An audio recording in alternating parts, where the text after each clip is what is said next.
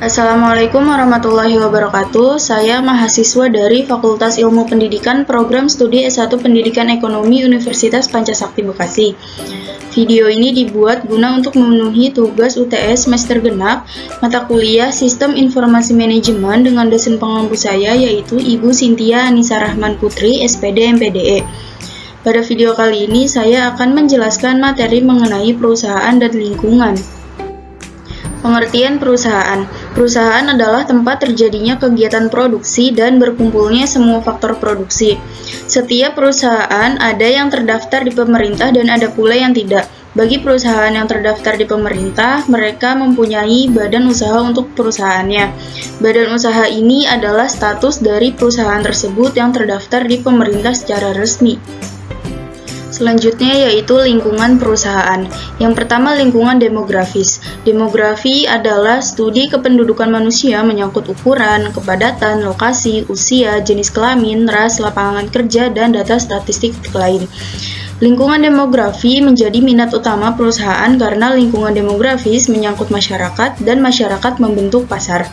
Yang kedua, lingkungan ekonomi. Lingkungan ekonomi adalah faktor-faktor yang mempengaruhi daya beli dan pola pengeluaran konsumen.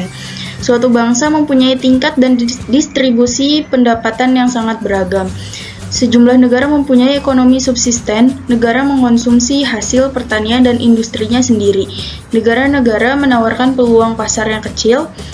Ekonomi industri menawarkan pasar yang kaya untuk berbagai jenis barang yang berbeda. Yang ketiga, lingkungan alam. Lingkungan alam memperlihatkan kekurangan potensial dari bahan baku tertentu, biaya energi yang tidak stabil, tingkat populasi yang meningkat, dan gerakan hijau yang berkembang untuk melindungi lingkungan. Yang keempat, lingkungan teknologi. Lingkungan teknologi adalah kekuatan yang menciptakan teknologi baru, menciptakan produk, dan peluang pasar yang baru. Teknologi telah menciptakan benda-benda yang mengagumkan seperti antibiotik, pembedahan robotik, alat-alat elektronik mini, komputer, laptop, dan internet. Dengan adanya teknologi baru, maka akan menciptakan pasar dan peluang baru. Yang kelima, lingkungan politik.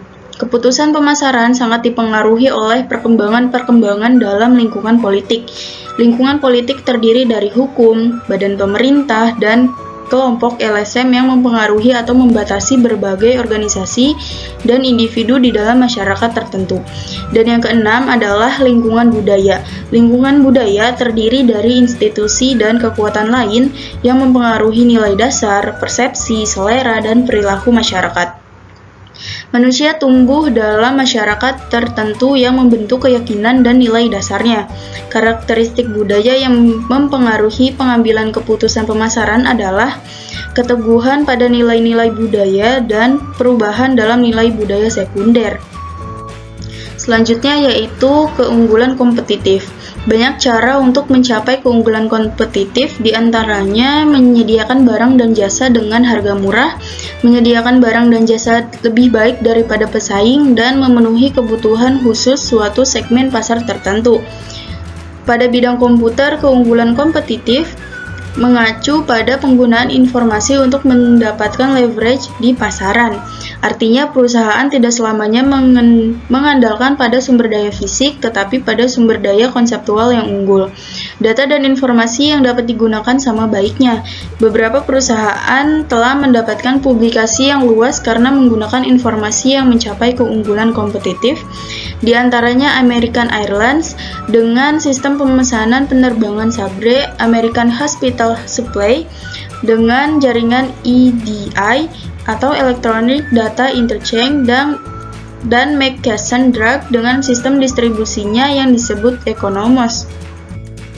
Ada 3 pokok penting mengenai 3 contoh keunggulan kompetitif di atas. Yang pertama, tidak satupun perusahaan di atas yang puas hanya mengandalkan sumber daya fisik untuk menjadi pesaing yang tangguh. Yang kedua, tidak ada aplikasi komputer inovatif yang memberikan keunggulan kompetitif bagi perusahaan secara terus-menerus. Dan yang ketiga, ketiga perusahaan tersebut memusatkan sumber daya informasi mereka pada para pelanggannya. Selanjutnya yaitu sumber daya informasi. Sumber daya informasi terdiri dari perangkat keras komputer, perangkat lunak komputer, para spesialis informasi, pemakai, fasilitas, database, dan informasi. Perusahaan harus mengelola sumber daya tersebut untuk mencapai hasil yang diinginkan. Untuk itu perlu manajer khusus yang mengelola jasa informasi. Selama ini ada beberapa istilah yang lazim diketahui, misalnya CEO atau Chief Executive Officer adalah orang yang memiliki pengaruh paling kuat dalam operasi perusahaan dan umumnya memiliki jabatan direktur utama atau ketua dewan direksi. Beberapa istilah lain adalah CFO atau Chief Financial Officer dan COO atau Chief Operating Officer. Untuk manajer jasa informasi dikenal istilah CIO atau Chief Information Officer, yaitu manajer jasa informasi yang menyumbangkan keahlian manajerialnya bukan saja untuk memecahkan masalah yang berkaitan dengan sumber daya informasi, tetapi juga area operasi perusahaan lainnya. Seorang manajer jasa informasi dapat berperan sebagai Chief Information Officer dengan mengikuti langkah-langkah berikut. Yang pertama, sediakan waktu untuk pelatihan bisnis selain teknologinya. Yang kedua, buat kemitraan dengan unit-unit bisnis dan line manajemen, jangan menunggu hingga diundang. Yang ketiga, fokuskan pada perbaikan proses dasar bisnis. Yang keempat, jelaskan biaya-biaya IS dalam istilah-istilah bisnis. Yang kelima, bangun kepercayaan dengan memberikan jasa IS yang dapat diandalkan. Dan yang keenam, jangan bersifat defensif. Selanjutnya yaitu pengelolaan sumber daya informasi. Unit khusus yang menangani sumber daya informasi disebut dengan layanan atau jasa informasi, yang dikelola oleh seorang manajer yang dapat saja berstatus wakil direktur. Kenyataannya yang terjadi sekarang ini adalah perusahaan atau organisasi mengadakan pelayanan informasi sebagai wilayah fungsi utama dan juga menyertakan manajer papan atas dalam kelompok seleksi eksekutif. Di antaranya komite eksekutif yang fungsinya membuat keputusan penting di perusahaan. Pengelola ini dapat disebut sebagai kepala kepegawaian informasi. Perencanaan strategis sumber daya informasi. Rencana strategis perusahaan adalah suatu rencana jangka panjang yang bersifat menyeluruh, memberikan rumusan kemana perusahaan akan diarahkan dan bagaimana sumber daya dialokasikan untuk mencapai tujuan selama jangka waktu tertentu dalam berbagai kemungkinan keadaan lingkungan.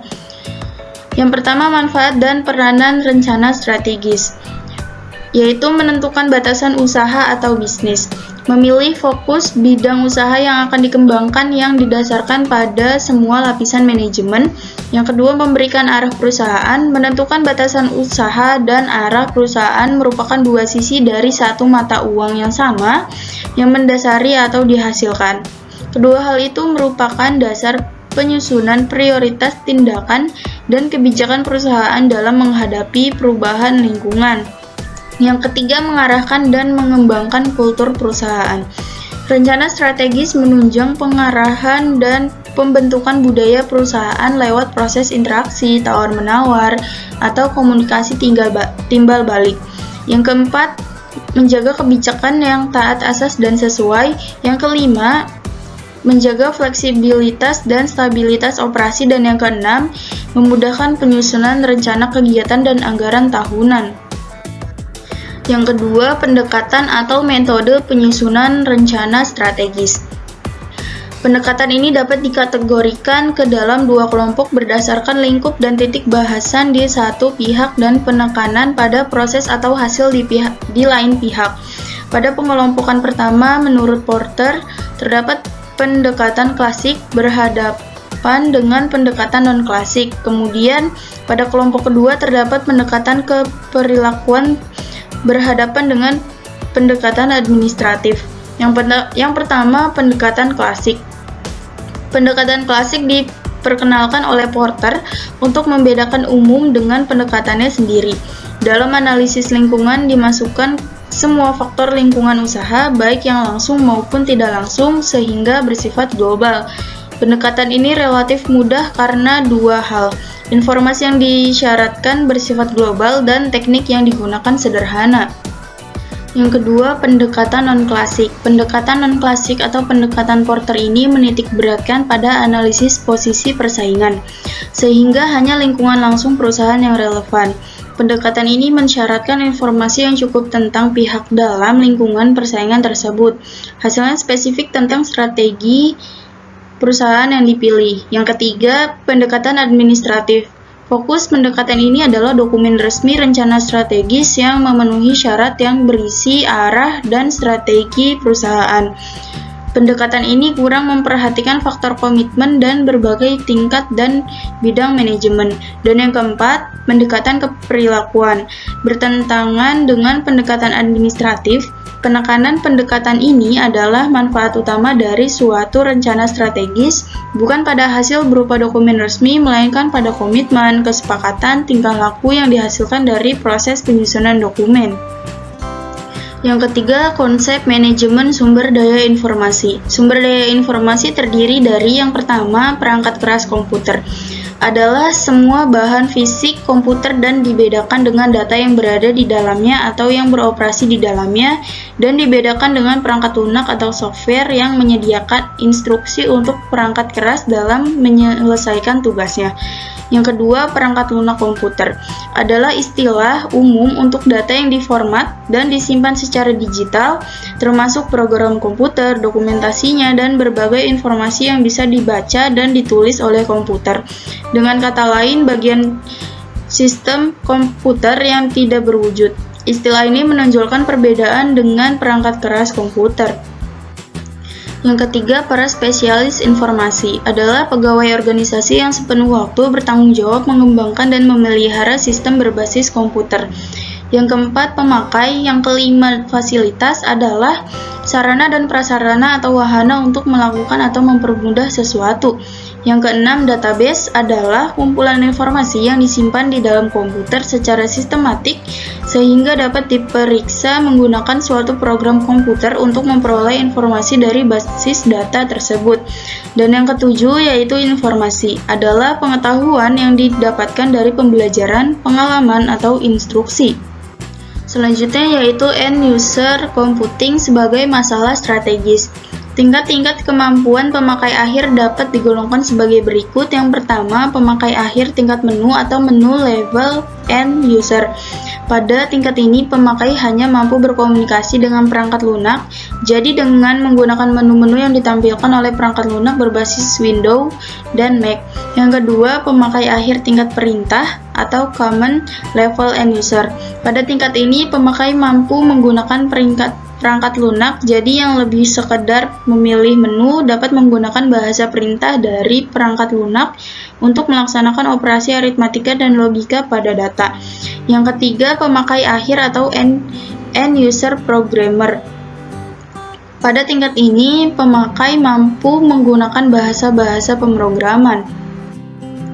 Manfaat end user computing yang pertama yaitu menyeimbangkan kemampuan dan tantangan, dan yang kedua yaitu mengurangi kesenjangan komputer. Resiko end user computing ada 6, yaitu yang pertama sistem yang buruk sasarannya, yang kedua sistem yang buruk rancangan dan dokumentasinya, yang ketiga penggunaan sumber informasi yang tidak efisien, yang keempat hilangnya integritas data, yang kelima hilangnya keamanan, dan yang keenam hilangnya pengendalian. Selanjutnya yaitu konsep manajemen sumber daya informasi.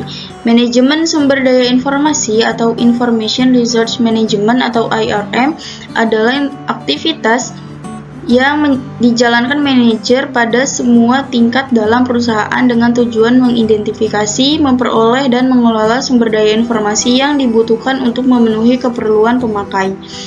Elemen-elemen IRM yang diperlukan adalah yang pertama, kesadaran bahwa keunggulan kompetitif dapat dicapai melalui sumber daya informasi yang unggul.